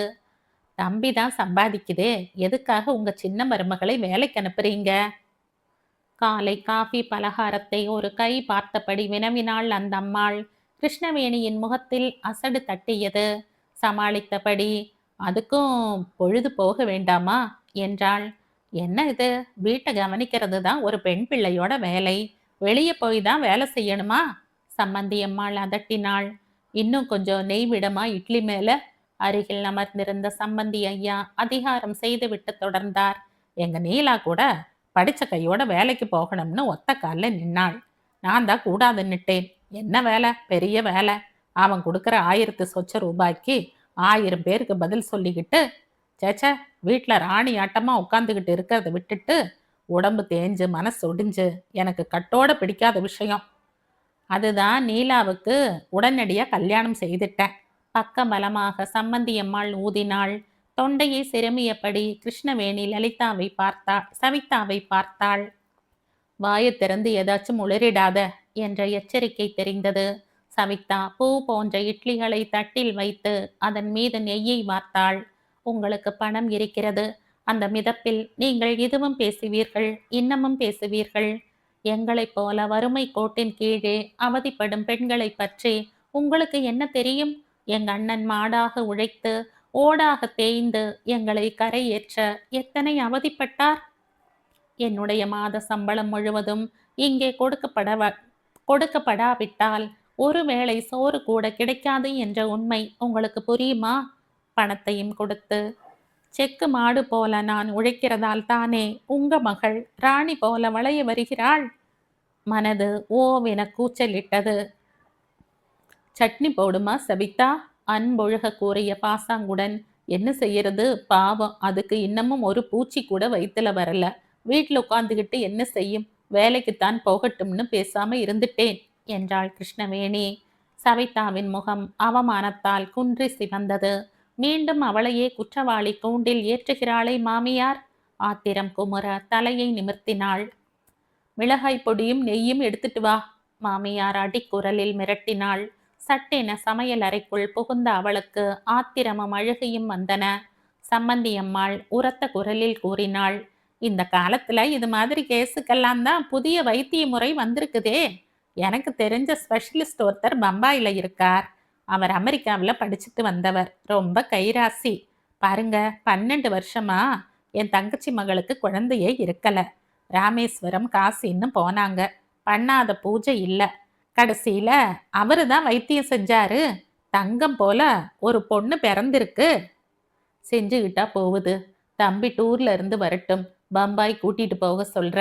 கிருஷ்ணவேணி பதில் சமாதானம் கூறினாள். ஸ்பெஷலிஸ்ட், அதிலும் அமெரிக்காவில் படித்து பட்டம் பெற்ற நிபுணர், பம்பாய் வாசம், சிகிச்சை சவிதாவிற்கு. அந்த வேதனையான சமயத்திலும் சிரிப்பு. கிருஷ்ணவேணி நயா பைசாவிற்கு கணக்கு பார்க்கும் பெண்மணி. போன மாசம் மளிகை சாமான் 1000 தானே ஆச்சு, இப்ப ஏன் 200 ரூபாய் கூட ஆயிருக்குது என்று அலறுபவள். சாமான் விலை விஷம் போல ஏறுகிறது என்பதை லேசில் ஒப்புக்கொள்ள மாட்டாள். 25ஆம் தேதியோட சாமான்கள் எப்படி ஆகும்? ஒரு மாசத்து சாமான்னா மாசம் முச்சோடும் இருக்க வேணாமா? அப்ப பருப்பில்லாம குழம்பு வச்சுடு. தோசை வேணாம், எண்ணெய் செலவு. அப்பளம் பொரிக்காத, இட்லி சுட்டா போதும். அடுக்கடுக்காக உத்தரவுகளை பிறப்பித்து சிக்கனத்தை கடுமையாக கடைபிடிப்பவள். இதில் சவிதாவின் பாடுதான் ஆபத்து. தாமோதரனும் ஆனந்தனும் வெளியே விருப்பம் போல சாப்பிட்டு விட்டு வீட்டில் பசி இல்லை என்று கூறிவிடுவார்கள். பானுமதி மட்டும் என்ன, தோழிகளுடன் ஆளுமட்டர் நான் நின்று ஒரு கை பார்த்துவிட்டு வந்து விடுவாள். அண்ணி நீலாவிற்கு அண்ணன் ரகசியமாக அவர்களது அறைக்குள் டிஃபனை வாங்கி தந்து தருவதை சவிதா கவனித்திருக்கிறாள். ஆனால் அவளது கணவனோ, அவனுக்கு அவனை பற்றித்தானே நினைப்பு. நீங்க மட்டும் சாப்பிட்டீங்களே, என்னை பத்தி எண்ணி பார்த்தீங்களா என்று கேட்டு விட முடியாது. ஏன், உங்ககிட்ட பணம் இல்லை சாப்பிட்றது? நானா கையை பிடிச்சுக்கிறேன்? தூக்கி எறிந்தாற் போல பதில் கிடைக்கும். மாமியாருக்கு பாதி நாளைக்கு டயட், மீதி நாள் மருந்து உபச்சாரங்கள். அவளை பற்றி கவலைப்பட யார் இருக்கிறார்கள்? அண்ணனிடம் முறையிட்டால் அவர் துயரத்தில் துடித்து போக மாட்டாரா? மாமியாரின் கரிசனம் வெறும் வெளிப்பூச்சு. சம்பந்தியின் கண்களில் மண் தூவும் மாய்மாலம். அதற்காக சவிதாவை காட்டிக் கொடுக்க வேண்டிய அவசியம் என்ன? அந்த சம்பவத்திற்கு பிறகு சவிதா வீட்டில் தங்கும் நேரத்தை குறைத்தாள். இரவு படுக்க போகும் சமயம் மட்டும் மாமியாரின் அறைக்குள் படுக்கையை விரிப்பாள். இதர நேரங்களில் ஆபீஸ், அதை விட்டால் சமையல் அறை என்று தஞ்சம் புகுந்து விட்டிருந்தாள். அன்று காலை ஆனந்தன் சென்னை வந்து சேர்வதாக சொல்லியிருந்தான். அவள் புறப்படும் வரை வந்து சேர்ந்த பாடில்லை. ஆடிட் வேலை முடிந்த கையுடன் டிசம்பர் மாத வேலைகளையும் மேனேஜர் நெருக்கி பிடிக்க துவங்குவார். அவரது வேண்டுகோளுக்கிணங்க மெயின் ஆபீஸில் இருந்து அதிகப்படியாக 2 ஆபீசர்கள் வந்திருந்தனர். அந்த இருவரில் சோமசுந்தரம் என்ற ஆபீசர் சிறிது பணிவுடன் நடந்து கொண்டான்.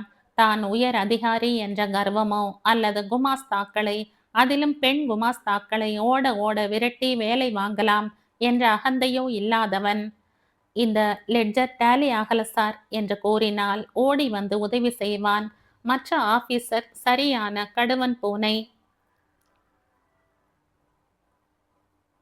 ஸ்ட்ரைக், யூனியன், மண்ணாங்கட்டின்னு பேசுனா போதாது, வேலையிலும் கருத்து வேணும். எரிந்து விழுந்தான். ஒரு கணக்கு போட தெரியல, வீட்டுல உப்பு புளி கணக்கு கூட ஒழுங்கா எழுத தெரியாம வேலைக்கு வந்துடுறாங்க. அவன் ஒரு நாள் முணுமுணுத்தது காதில் விழுந்தது. வேறு எவராக இருந்தாலும் அந்த மனிதனுக்கு பாடம் கற்பித்திருப்பார்கள். ஏன் வேலை இல்லை சார், இதெல்லாம் உங்களது என்ற பதிலுக்கு அரட்டலாக கூறியிருக்கலாம். ஸ்ட்ரைக், வம்பு வழக்கு என்றெல்லாம் ஈடுபட அவளை போன்ற பெண்களுக்கு நேரம் இருப்பதில்லை. நியாயமான உரிமைகளை தட்டி கேட்கவே அவளுக்கு துணிவு இருக்கவில்லையே. மௌனமாக இருந்து விட்டாள்.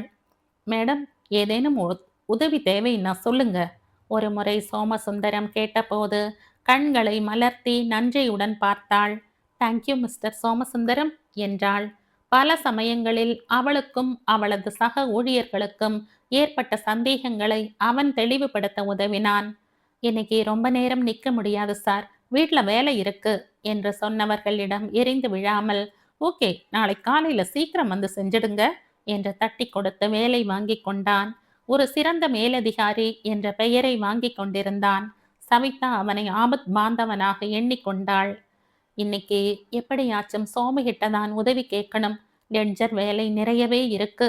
மனதிற்குள் எண்ணியபடி கை கடிகாரத்தை பார்த்தாள். 8 மணி. பஸ் எட்டி கூட பார்க்கவில்லையே. Good morning madam. தூக்கி வாரி போட நிமிர்ந்தாள். சோமசுந்தரம் புன்னகையுடன் நின்றிருந்தான்.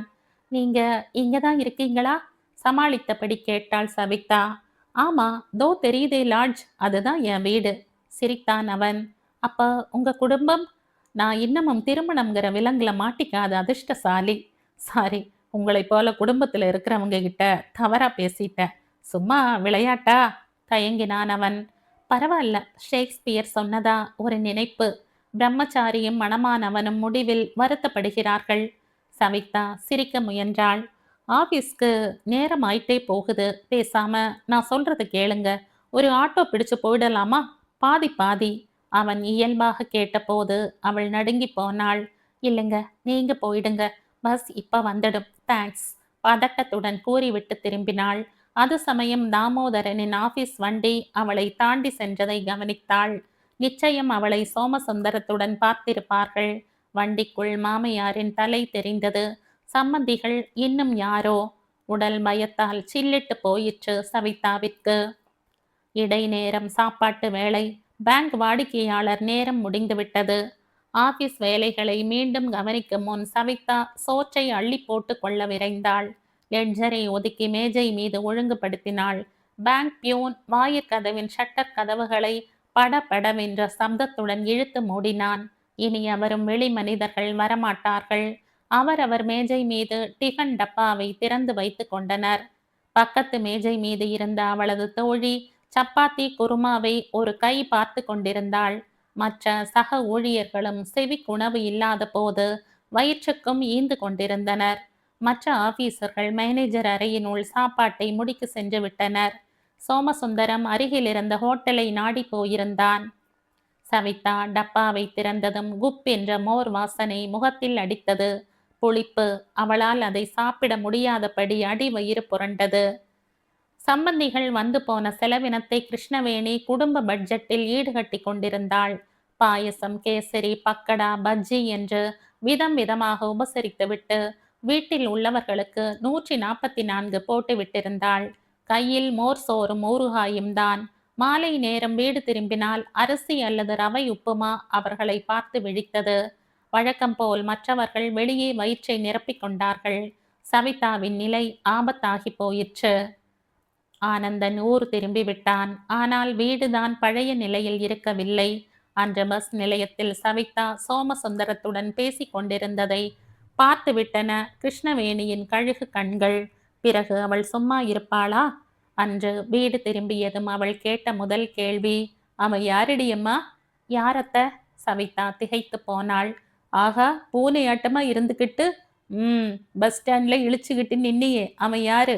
ஒரு நெட்டையா கருவலா இருந்த பயல், தொங்கு மீச கூட இருந்துச்சே, உருமினாள் மாமியார். சவிதா முகத்தில் ஓங்கி அரைந்து விட்ட வேதனை. அவர் எங்க பேங்க்ல வேலை செய்யறவர், புதுசா வந்திருக்காரத்த. கிருஷ்ணவேணி சந்தேகத்துடன் மருமகளை ஏறிட்டாள். புதுசா இல்ல ரொம்ப நாள் பழசா? சவிதா அதிர்ந்து போனாள். அத்த, எங்கிட்ட நீ மறைக்கலாம், ஊரார் கண்ணை மறைச்சுட முடியாது. சவிதாவின் கோபம் தலைக்கேறியது. அத்த, ஆணும் பெண்ணும் சேர்ந்து வேலை செய்யற ஆபீஸ்ல ஒருத்தருக்கு ஒருத்தர் பேசாம பழகாம இருக்க முடியுமா? நீங்க வேணா என் மேல அவநம்பிக்கை தெரிவிக்கிறது அநியாயம். அவள் குரல் உயர்ந்தது. இந்த பஸ் ஸ்டாண்ட்ல அவனுக்கு என்ன வேலை? யாருகிட்ட காது குத்துற? கிருஷ்ணவேணி மிரட்டினாள். ரொம்ப நல்லா இருக்கே, அவர் இங்கதான் எங்கேயோ லாட்ஜில் இருக்காராம். அதே பஸ் ஸ்டாண்டுக்கு வந்தார். இது என்ன பெரிய விஷயமா? பின்ன சின்ன விஷயமா? லாட்ஜில் இருக்கானா? வசதியா போயிட்டது. அவர் எங்க ஆபீசர், நல்ல மனுஷர், சாதாரணமாகத்தான் பேசினார். ஓஹோ, உன்னோட ஃப்ரெண்டு நல்லவன், அப்ப நான் பொல்லாதவள், அப்படித்தானே? அவள் சீறினாள். ஐயையோ, அப்படி சொல்லலீங்க. நீங்க கூடத்தான் வேலை செய்கிற பெண்களோட பேசுறது இல்லையா? அதை நான் தவறா பேசியிருக்கனா? அவள் முகம் குப்பென சிவந்து போயிற்று. என்ன சொன்ன? நான் ஆண் பிள்ளை, யார்கிட்ட வேணும்னாலும் பேசுவேன், சிரிப்பேன். நீ 1000 சம்பாதிச்சாலும் பொம்பளை, நினப்பு வச்சுக்க. நான் அப்படி இப்படி இருந்தாலும் இது சகஜம்னு சொல்லுவாங்க. உன்னால முடியுமா? சவாலாக கேட்டான் அவன். சவிதா சுருண்டு போனாள். அன்புதான் இல்லை, அவனது அரவணைப்புதான் இல்லை. ஆறுதலாக, உன்னை நான் நம்புற சவிதா, அம்மா ஏதோ சொல்லிக்கிட்டு கிடக்கட்டும் என்று கூறியிருந்தால் தன் துயரை மறந்திருப்பாள். இப்போது அவனே அவளுக்கு காவலாக நிற்க வேண்டியவனே கல்லெடுத்து எறிகிறான். அன்றிரவு முழுவதும் அவள் தரை மீது படுத்து விசித்து விசித்து அழுதும் ஆனந்தன் ஒரு முறை கூட எழுந்து வந்து சமாதானம் செய்யவில்லை. மறுநாள் முதல் அவளை சிறை கைதியைப் போல நடத்த துவங்கினார்கள். ரொம்ப லேட்டா வராத, ஆனந்தனுக்கு கோபம் வந்துடும், வீட்டுக்கு வராம வெளியே தங்கிடுவான். பானுமதியும் சின்ன அண்ணியின் மீது தன் சொல் அம்புகளை தொடுக்க துவங்கினாள். ஏன் நீங்க வர பஸ்ல தான் உங்க ஆபீஸ்காரங்களும் வராங்களா? முந்தா நாள் கபாலி தியேட்டர் பக்கம் அந்த நெட்டை ஆசாமியை பார்த்தாங்க அம்மா. இவன் தான்னு காட்டினாங்க. நல்லாவே இல்லையே. சின்னண்ணி, உங்க பாய் ஃப்ரெண்ட மருந்து கடையில பார்த்தேன். பாவம், குளிர் ஒத்துக்கல போல இருக்கு. உடம்பு சரியில்லையோ என்னவோ? பானுமதியின் கன்னத்தில் ஓங்கி அரைந்து விட வேண்டும் என்ற ஆவேசத்தை அடக்கி கொண்டாள் சவிதா. இப்போது அவர்கள் பேச வேண்டிய நேரம் பேசுகிறார்கள். எல்லாம் நாளடைவில் அடங்கி போகும் என்றிருந்தாள். ஆனால் அன்று காலை வீட்டில் இருந்து புறப்படும் போது புதிய புயல் வெடித்து விட்டது. சமையல் அறைக்குள்ளிருந்து வெளியே வர முயன்றவள் காதில் கிருஷ்ணவேணியின் குரல் தெளிவாக விழுந்தது. சாப்பாட்டு மேஜை மீது பூரியையும் உருளைக்கிழங்கையும் ஒரு கை பார்த்து கொண்டிருந்த ஆனந்தனிடம் உபதேசம் செய்து கொண்டிருந்தாள் தாய். அப்பவே சம்பந்தியம்மா சொன்னாங்க, நல்ல இடம், அடக்கமான பெண், நிலம் நீச்சு, வீடு வாசல் எல்லாம் இருக்கு, குழந்தை குட்டி உண்டாகிற வம்சம், பேசாம தம்பிக்கு கட்டி போடுங்கன்னு. நீதான் பிடி கொடுக்க மாட்டேங்கிற. லலிதா நிலை குலைந்து போனாள். மாமியார் மகனுக்கு அடிக்கும் வேப்பிலையின் நோக்கம் அவளுக்கு விளங்கி போயிற்று. அப்படியெல்லாம் அவசரப்பட முடியாதுமா, முதல்ல விடுதலை வாங்கணும், பிறகு அதெல்லாம் நான் பார்த்துக்கிறேன், நீ சரின்னு சொல்லு. நம்ம வம்சம் விளங்க வேணாமாப்பா? எனக்கு தூக்கம் பகல் தூக்கம் இல்லை, சதா உன் நினப்பு தான். கிருஷ்ணவேணி கண்களை துடைத்து கொண்டாள். எது கழறீங்க? நான் தான் சரின்னுட்டனே.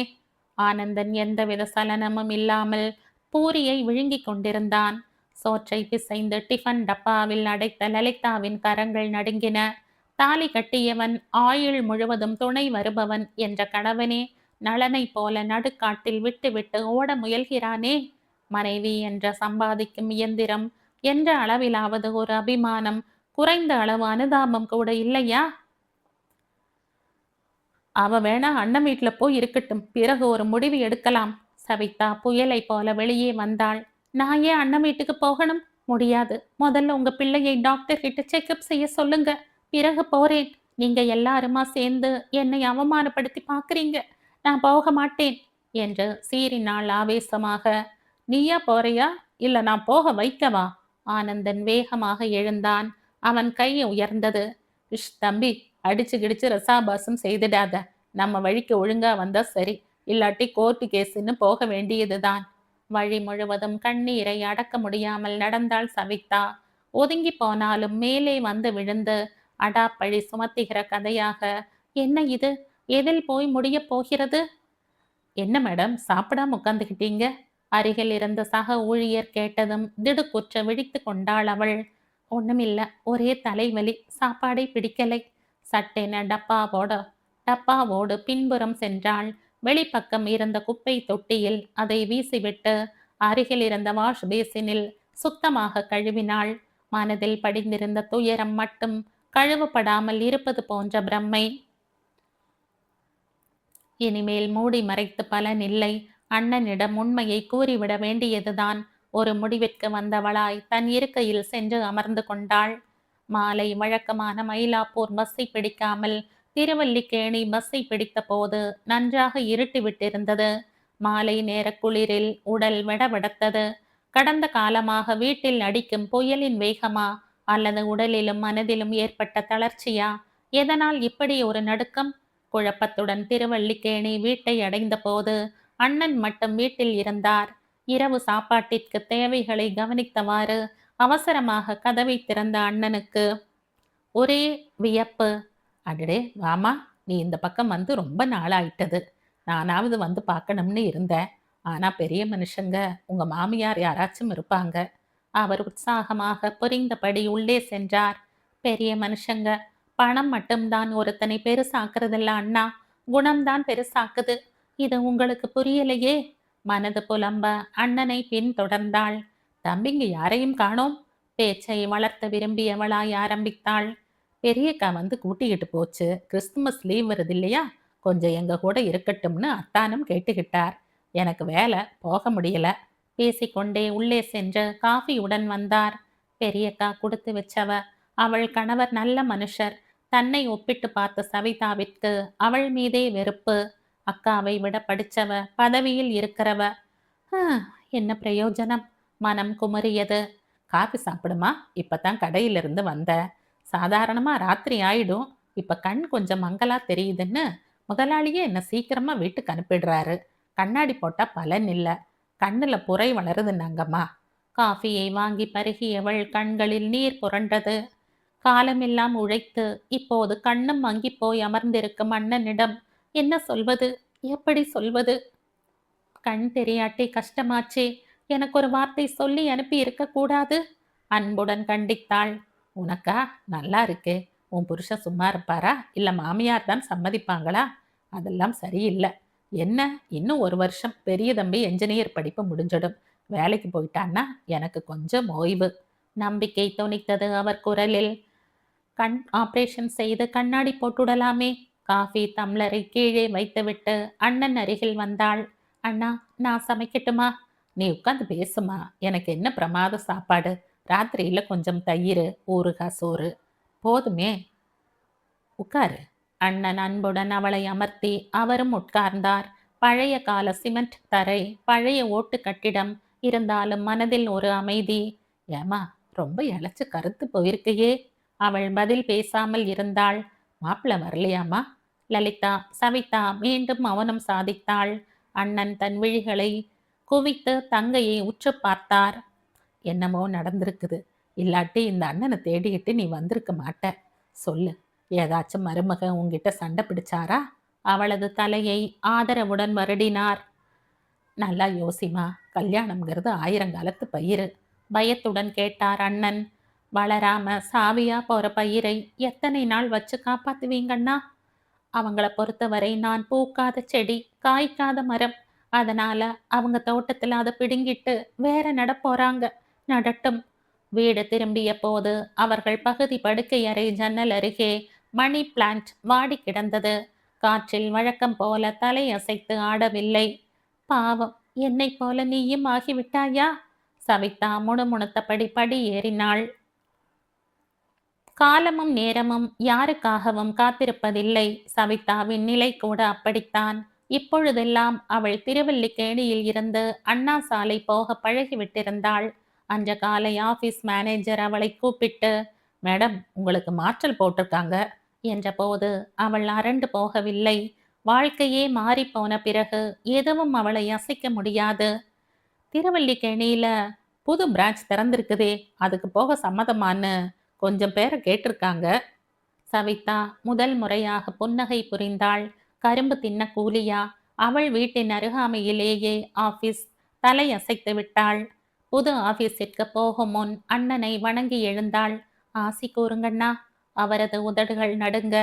நல்லா தைரியமா இருமா என்றார், கண்களில் நீர் கசிவதை கட்டுப்படுத்தி கொண்டு. தைரியமாத்தான் இருக்க. நீங்க இருக்கும்போது எனக்கு என்ன பயம் சொல்லுங்க? கேட்டபடி தோள் பையை எடுத்தாள்.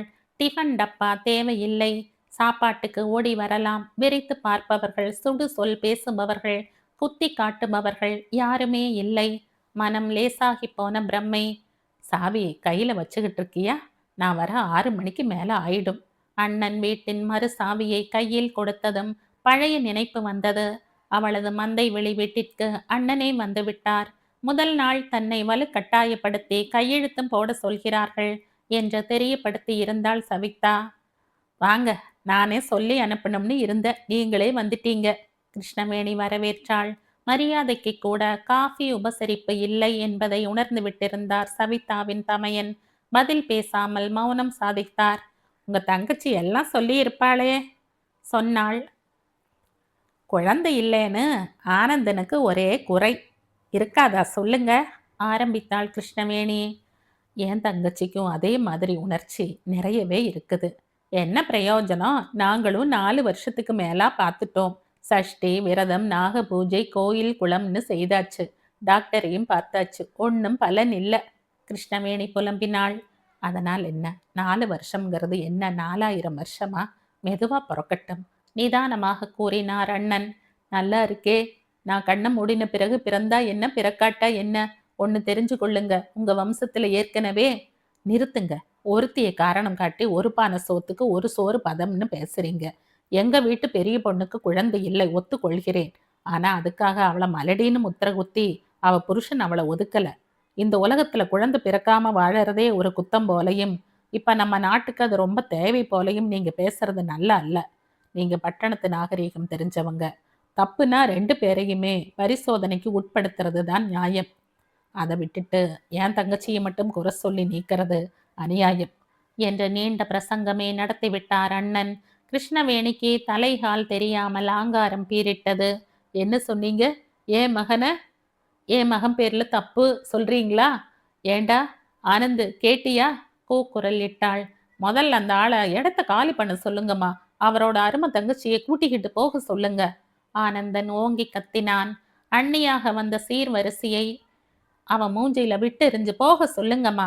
வானமதி கீச்சு குரலில் ஆர்ப்பரித்தாள். நிறுத்துங்க. உங்க உங்ககிட்ட இனிமேல் கெஞ்சிக்கிட்டு நிக்க தயாரா இல்ல. மனசுல பஞ்ச போட்டு துடைச்சிட்டவங்க கிட்ட என்ன இருக்க போகுது? அம்மா சவிதா, புறப்படு என்றார் அண்ணன் கடும் சினத்துடன். மரியாதையா கையெழுத்து போட்டு கொடுத்துட்டு ஏதோ கொஞ்சம் கையில பணம் கொடுத்துடுவோம். மாறா கோர்ட்டு கேசுன்னு இழுத்தடிச்சிங்க, நடக்கிறதை வேறையா இருக்கும். பயம் உறுத்தினான் ஆனந்தன். சவிதா அவனை உறுத்து பார்த்தாள். என் மேல பழி சுமத்தக்கூட அஞ்சாத சிங்கமாச்சே நீங்க. அதனால நான் சொல்றேன், இவரோட வாழ பிடிக்கல, விவாகரத்து வேணும்னு. ஓகே?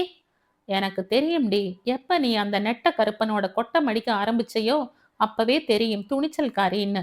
பிடிச்சுக்க உன் பெட்டி சாவியை. ஆங்காரத்துடன் சாவியை விசிறினாள் கிருஷ்ணவேணி. அடுத்த வினாடி அவளது வெள்ளி தங்க நகைகள் அடங்கிய பெட்டி விசிறி எறியப்பட்டது.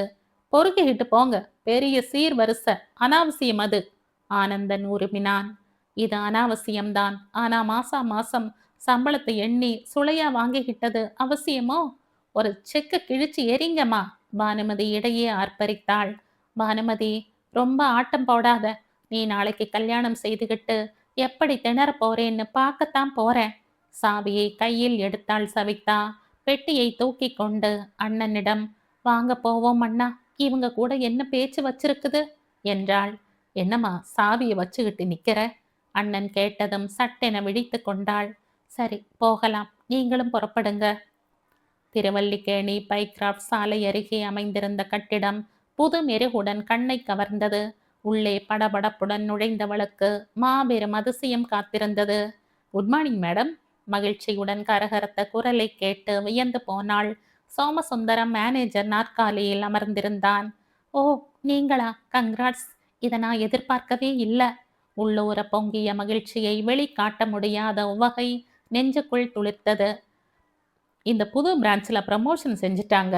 ஆனால் உங்களையும் இங்கே மாற்றுவாங்கன்னு எதிர்பார்க்கல.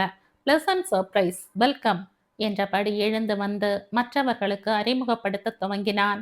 மிகச்சிறிய கச்சிதமான ஆஃபீஸ். அதிக கூட்டம் இல்லை, பேச்சு இல்லை. சவிதா மன நிம்மதியுடன் வீடு திரும்பினாள். அதனால் வரை அவளை உதாசீனம் செய்து தள்ளிவிட்ட ஆனந்தனை நினைத்து கண்ணீர் வடித்திருந்தாள். மலடு என்ற முத்திரையில் அவளிடமிருந்து பயமுறுத்தி விடுதலை பத்திரம் வாங்கிய பிறகுதான் கிருஷ்ணவேணி ஓய்ந்திருந்தாள்.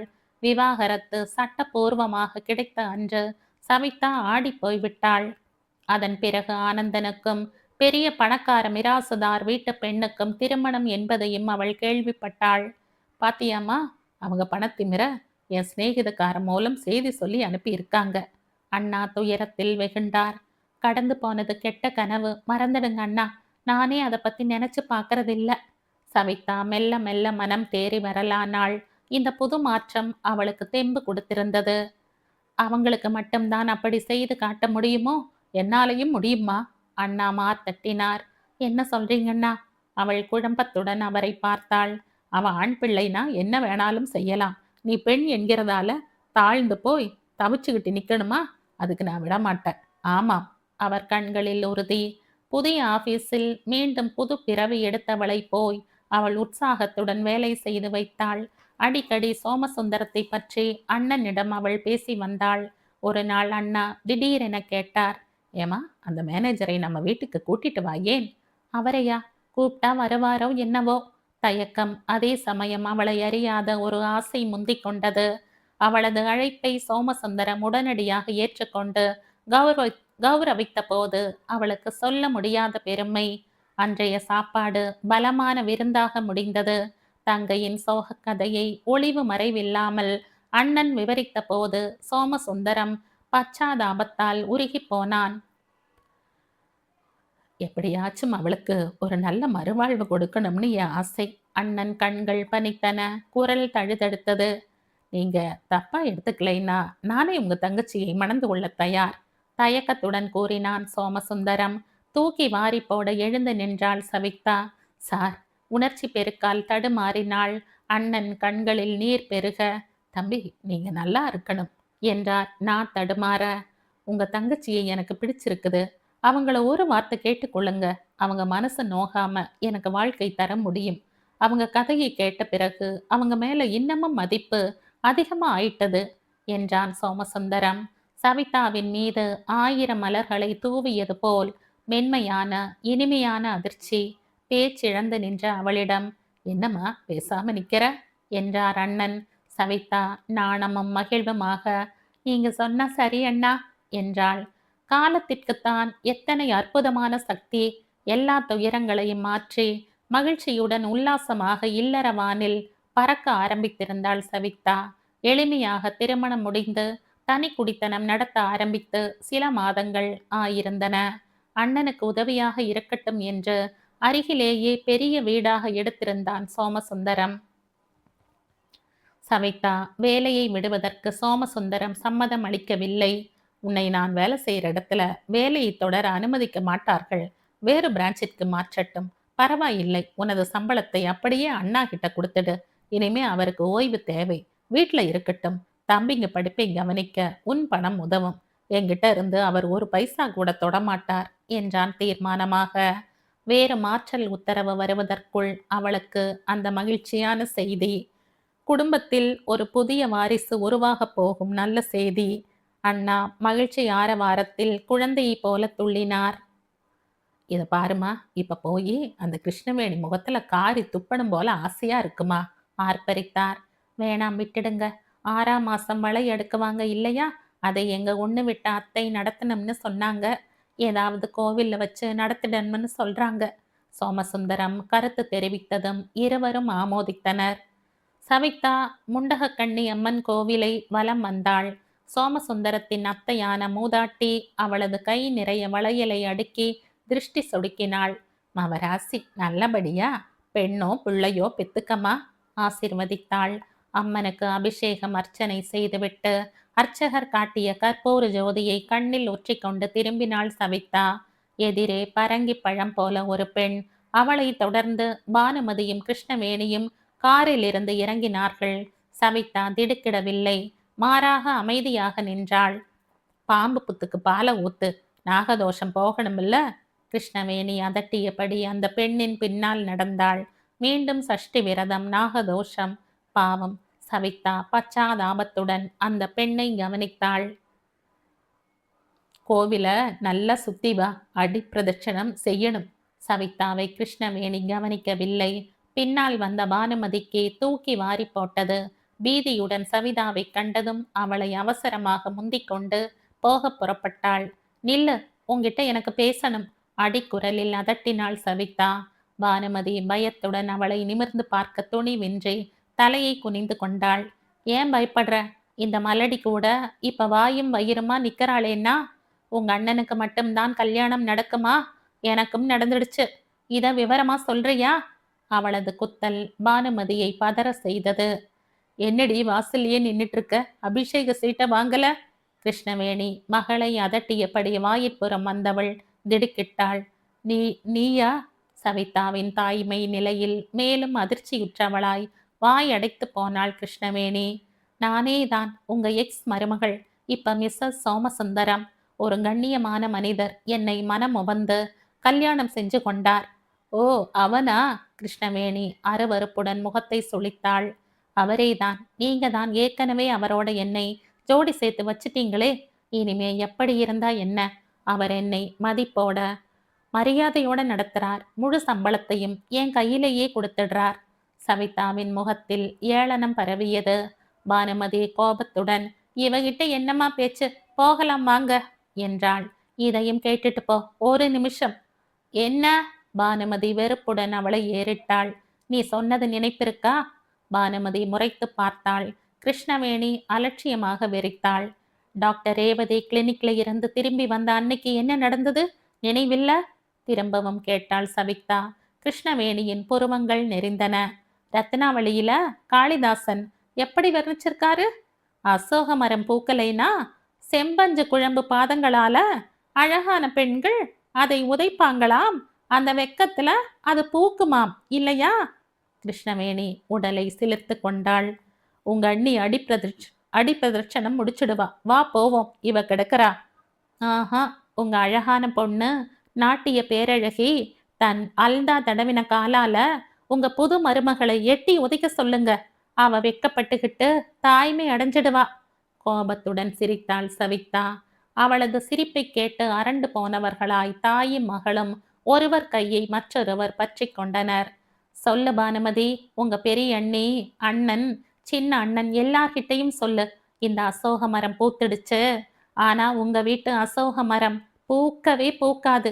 அது மலட்டு மரம். காலால் உதைப்பட்டாலும் அதுக்கு வெட்கம் வராது. போய் சொல்லு. வரேன் நான்.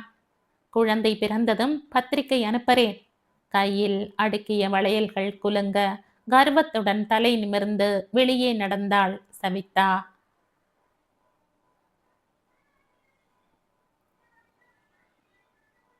இதோட இந்த கதை முடியுது.